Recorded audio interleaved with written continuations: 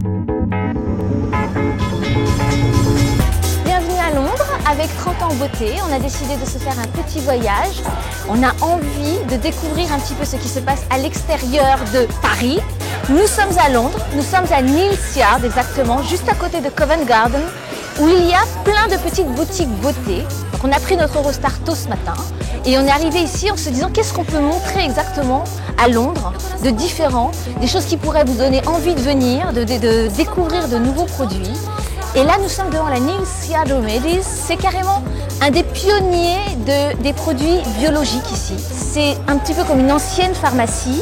Ils ont repris un petit peu les flacons bleus des apothicaires du XVIIe siècle. Ils sont vraiment basés sur le naturel, sur le rétro. Vous allez voir, c'est le mieux. On va faire un petit tour et regarder les best-sellers parce que c'est quand même une boutique à ne pas rater à Londres.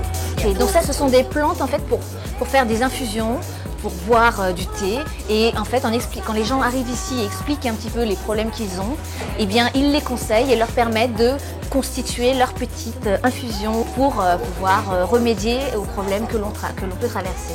Alors le Beauty Balm White Rose, en fait c'est pour un petit peu nettoyer le visage en fait avec ces espèces de petits mouchoirs, enfin ces espèces de petits carrés de coton mais qui sont bio.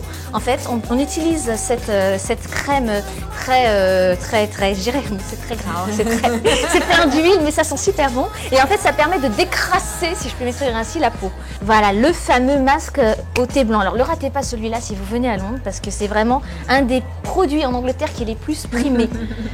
Ah oui, alors évidemment, la Rose Water, celle-là aussi, on en avait parlé, c'est de l'eau de rose en fait, qui permet de tout nettoyer, sauf que c'est à la sauce anglaise, alors évidemment, c'est tellement plus sympa.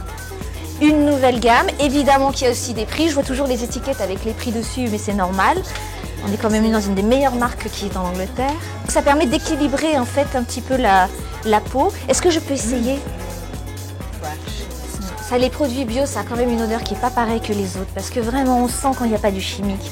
C'est vraiment merveilleux.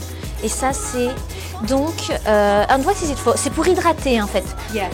D'accord. Et ça c'est un hydratant. Yes, Ok. Voilà. Ah, la fameuse. Alors j'ai retenu ce nom parce que ça ressemble à Frankenstein, la Frankincense Hydrating Cream.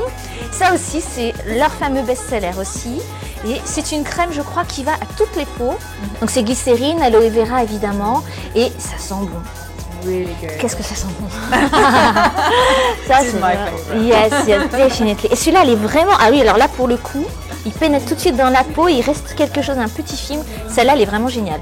Frankincense Hydrating Cream. Many thanks for everything. No, that's a Many pleasure. thanks. That's a pleasure. Mais c'est un vrai bonheur.